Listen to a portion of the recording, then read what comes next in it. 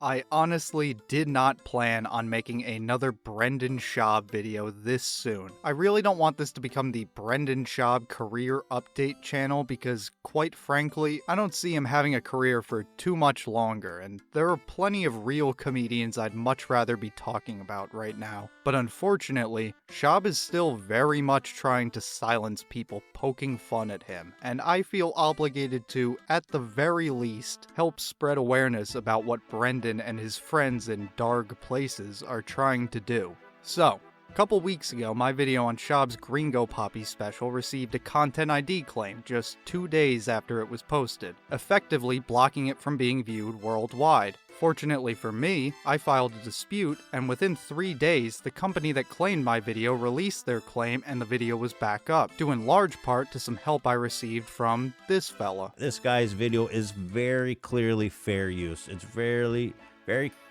clearly, commentary and criticism and a well-organized video essay. I mean, the dude's playing Tetris, for Christ's sake, the vast majority of the time. To have a copyright claim reversed in just 3 days is pretty rare on YouTube, and I have to assume it only happened because Ethan stepped in and stood up for my channel's right to goof on Schaub. For that, I am very grateful, and I'm even more grateful that Ethan decided to put this video out before he went and started tweeting this stuff.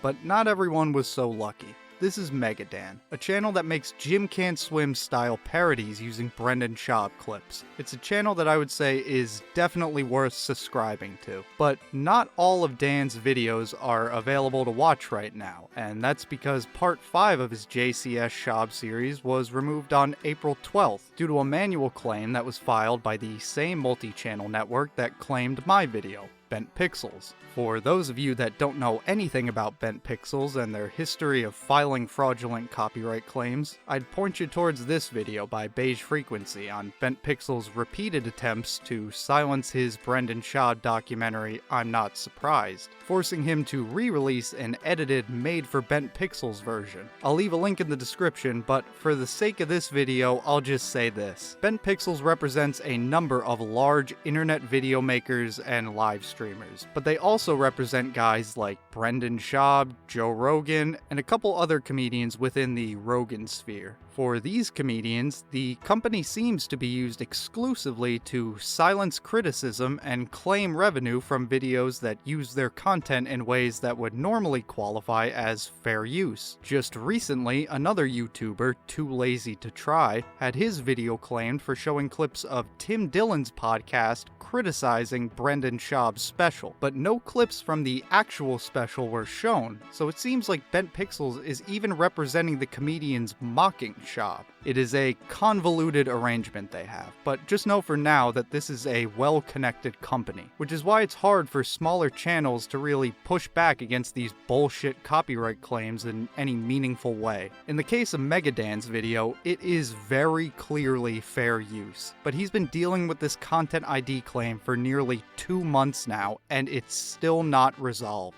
In fact, there's a possibility this could be going to court very soon. To give you a quick rundown of the timeline we're dealing with here, BentPixels claimed MegaDan's video on April 12th, a day after it was posted. On April 19th, Dan filed a dispute on this claim, which was rejected on April 22nd. Dan then filed an appeal on that rejection on May 23rd. And that appeal was, again, rejected 2 days later. Then, to make matters worse, Dan received a strike on his channel May 1st. When a channel gets 3 strikes, not only does YouTube delete the channel, but it also prevents the owner of that channel from creating a new one. So it's a pretty big deal. It's a literal means to censorship. Dan, of course, disputed this strike, and as of now, BentPixels has just 8 days left to either remove the strike and the restrictions set on the video, or they'll be forced to file a lawsuit against Dan and take him to court over this 52-second long video.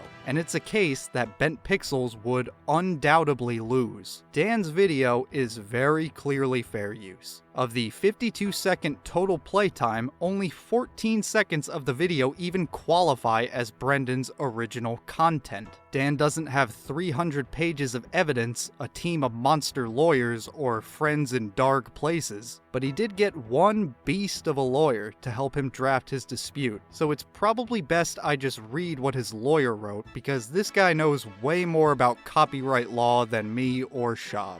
Regarding the clip used. The copyrighted work is a video recording of a talk show featuring 4 hosts, including Brendan Schaub, providing commentary on UFC 273, a mixed martial arts event produced by the Ultimate Fighting Championship. The total duration of the video is 3 hours, 41 minutes, and 53 seconds. The purpose of the original work is to provide live commentary of a martial arts event. And then in regards to the video MegaDan made, the video is a parody of Brendan Schaub, one of the hosts featured in the original video. Parody, like commentary and criticism, is considered fair use under U.S. Code Title 17, Section 106. A parody necessarily takes some piece of creative work, such as art, literature, or film, and imitates it in an exaggerated comedic fashion that serves as criticism or commentary on the original work, the artist who created it, or something otherwise connected to the work. In the United States, parody is protected by the First Amendment as a form of expression. The parody video uses only 14 seconds of the original work to parody one of the hosts featured in the video. The parody freezes the video at 2 points, changes the video to black and white, and adds voiceover to parody the host. The parody is transformative in nature. This parody video is not a substitute for the original work and has no negative effects on the market for the original work. While the host featured singled out in the parody may not like being the subject of the parody, this is not a legally cognizable harm.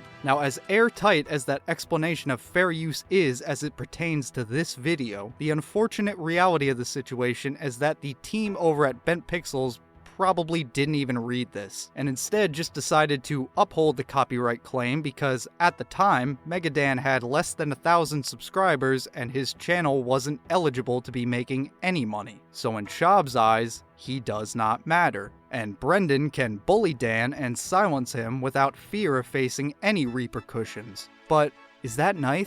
No, it's bullshit. Clearly, public shaming is the only thing that gets Schaub to back down from these fraudulent copyright claims, because the explanation I gave for the dispute I filed was way less thorough than Dan's. I didn't consult a lawyer, I literally just copy and pasted the disclaimer that plays before every one of my videos and capitalized the words commentary and criticism. So the only reason my video is back up and MegaDan's isn't is because somebody else got involved, somebody who does matter in the eyes of YouTube. Now, I certainly don't, and neither does my channel. I don't have the kind of influence an Ethan Klein has, but I would like to help in some way. So I cleared this with Dan beforehand and decided it would be a good idea to show you guys the video that Schaub doesn't want you to see, because A, it's funny, and B, because it'll be another piece of evidence for Dan to present if this does go to court. Verifiable proof that the video he made is fair use, and it's up now, available for everyone to watch, because I highly doubt BentPixels is dumb enough to copyright claim 2 of my videos in a row after they backed down so quickly from the last one they filed when they got called out on their crap. Whether or not Brendan wants to pursue yet another losing lawsuit is up to him, but between his ongoing legal battle against Yew Neek and his team's continued search for the 300 pages of evidence that would implicate Bobby Lee and Khalyla in the creation of the Fighter and the Kids subreddit, I would recommend Schaub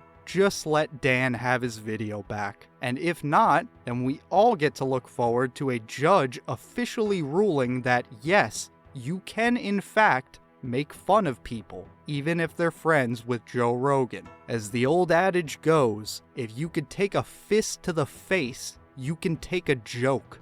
8 days left to make a decision. Ball's in your court, Bappa. Enjoy the video. The whole time. Well, but I think she needed the platform She to needed the get platform there. to get. You know? Oh, 100%. Oh, you're not There's wrong some about great that. fights. Is Like three- your fight three-round against. fight, Bubba? Yeah, of course. Okay. The suspect has morphed himself into this abnormal and extremely creepy character. Whether it's a strategy or some sort of mental breakdown is unclear. Yet the absurdly haunting manner in which the suspect turns his head and fixes his gaze unnerves the detective to the point where he becomes the one to look away and reset his posture.